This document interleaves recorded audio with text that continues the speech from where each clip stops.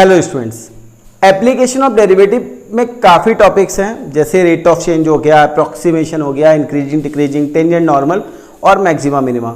तो maxima minima तो एक ऐसा टॉपिक है जिससे 6 मार्क्स का क्वेश्चन आता है, लेकिन बाकी जितने भी टॉपिक हैं वो रेट ऑफ चेंज हो या फिर टेंजेंट नॉर्मल हो या फिर अप्रॉक्सीमेशन हो या इंक्रीजिंग डिक्रीजिंग हो, इनसे 1 मार्क्स या 2 मार्क्स का क्वेश्चन आता है।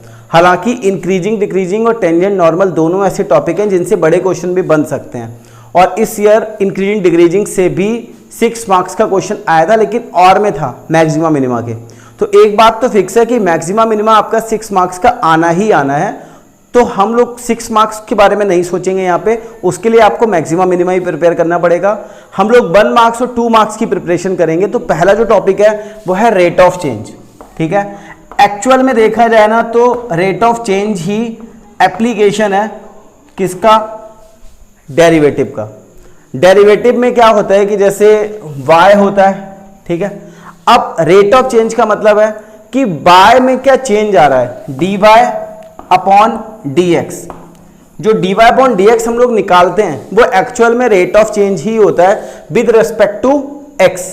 तो यही हम लोग इस वीडियो में देखने वाले हैं। 1 मार्क्स और 2 मार्क्स के क्वेश्चंस इसमें आते हैं, तो हम लोग डिफरेंट टाइप के 4 क्वेश्चंस इस वीडियो में देखेंगे।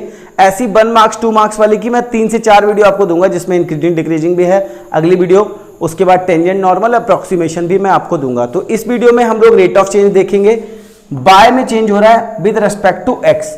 इस टॉपिक को प्रिपेयर करने के लिए, ठीक है, इसका 1 मार्क्स 2 मार्क्स वेटेज है, प्रिपेयर करने के लिए आपको मेंसुरेशन के जितने भी फॉर्मूले हैं वो आने चाहिए। अगर आपको मेंसुरेशन के फॉर्मूले नहीं आते, ठीक है, तो चाहे वो cuboid, cube, hemisphere, sphere, circle, rectangle, ये सब के अगर फॉर्मूले आपको नहीं आते तो आपको मैक्सिमा मिनिमा में भी प्रॉब्लम होगी और इस टॉपिक में भी प्रॉब्लम होगी। और अगर ये आते हैं तो आपको कोई भी प्रॉब्लम नहीं होगी। इसमें क्या होता है कई बार कि रेट दिया जाता है, किसी का भी रेडियस दी जाती है मान लो, और चेंज पूछते हैं कि बताओ एरिया में कितना होगा। अगर आपको एरिया का फॉर्मूला ही नहीं पता तो फिर आपके लिए प्रॉब्लम वहां पर हो जाती है। तो इन क्वेश्चंस में हम लोग सिर्फ, मैं आपको बता दे रहा हूं, हिंट दे रहा हूं, और जो क्वेश्चंस भी मैं कराऊंगा वो सभी ऐसे हैं जो कभी ना कभी पेपर में आए हैं। तो इन चारों क्वेश्चन को बहुत ध्यान से समझना।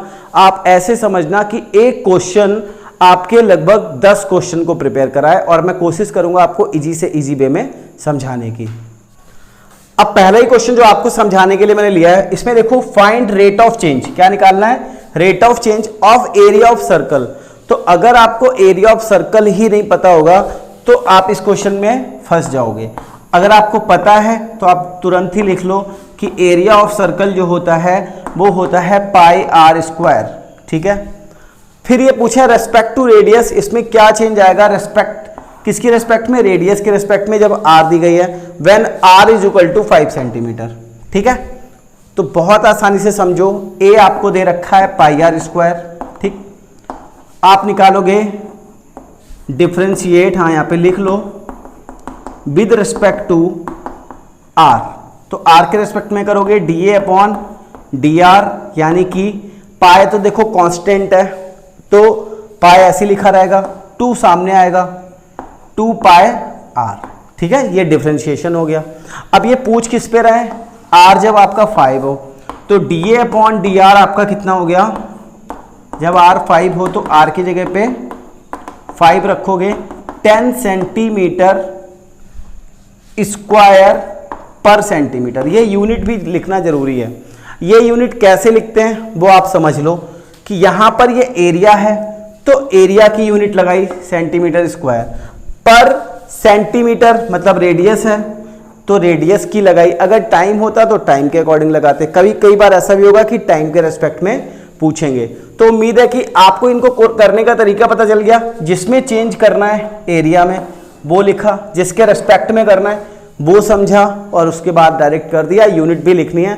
1 मार्क्स का क्वेश्चन इस बार भी आया था ऐसा, तो चांसेस भी हैं। किस और डिफरेंट टाइप के क्वेश्चन कैसे पूछे जा सकते हैं वो भी देख लेते हैं।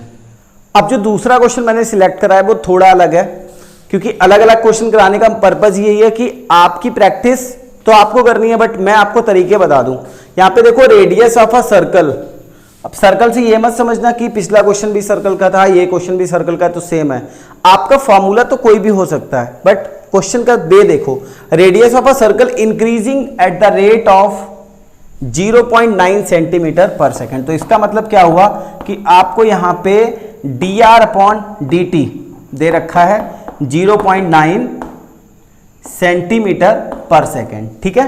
टाइम हमें ऐसे पता चला क्योंकि यहां पे सेकेंड की यूनिट है और इंक्रीज कर रहा है, ये तो दिया नहीं है कि किसी रेस्पेक्ट में, तो टाइम ही यहां पर होगा। तो dr/dt गिवन है। What is the rate of increase of its circumference? तो सर्कमफेरेंस ऑफ सर्कल क्या होती है? 2πr।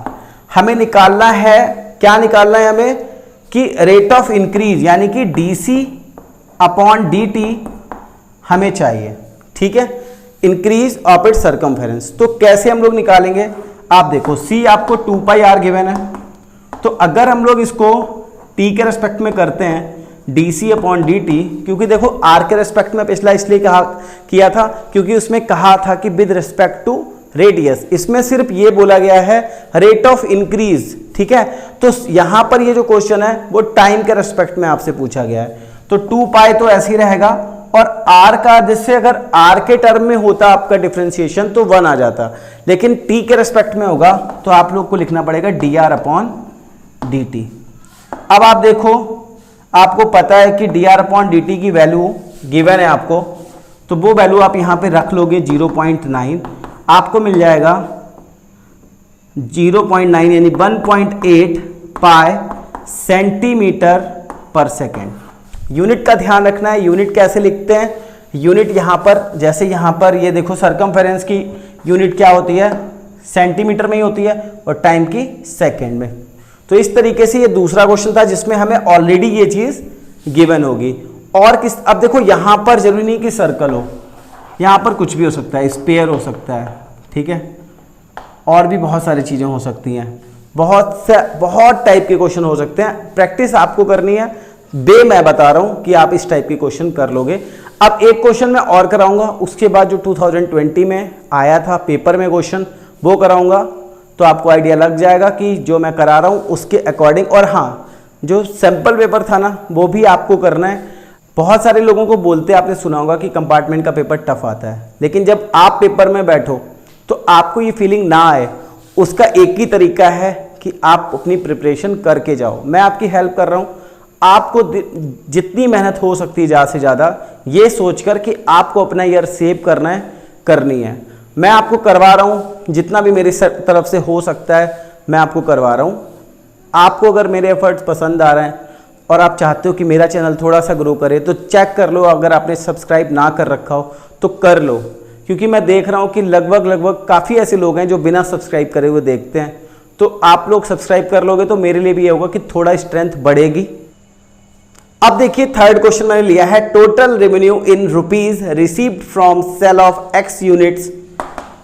RX दे रखा है आपको, देखो, और ये मार्जिनल आपसे पूछ रहे हैं कि जो मार्जिनल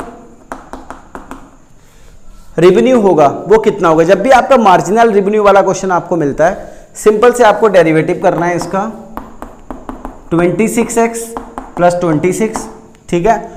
फिर ये पूछ रहे हैं कि अगर x 7 हो तो x आपको 7 रखना है, ठीक है। 26 × 7 + 26, ठीक है।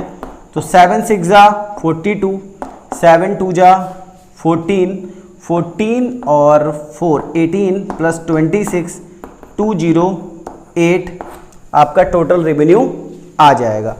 तो जब भी आपको मार्जिनल वाले क्वेश्चन मिले रेट ऑफ चेंज में, तो आपको कुछ भी नहीं करना, डायरेक्ट डेरिवेटिव करके जो भी वैल्यू गिवन है वो पुट कर लेना। अब देखते हैं सीधे बोर्ड में आया हुआ क्वेश्चन किस तरह का क्वेश्चन आया था, क्योंकि 1 मार्क्स के क्वेश्चन होते हैं इसके, तो छोटे छोटे ही 1 मार्क्स 2 मार्क्स के क्वेश्चन आते हैं, तो वो देख लेते हैं कि कैसा आया था। उसके बाद मैं अगली वीडियो में आपको टेंजेंट नॉर्मल पढ़ाऊंगा।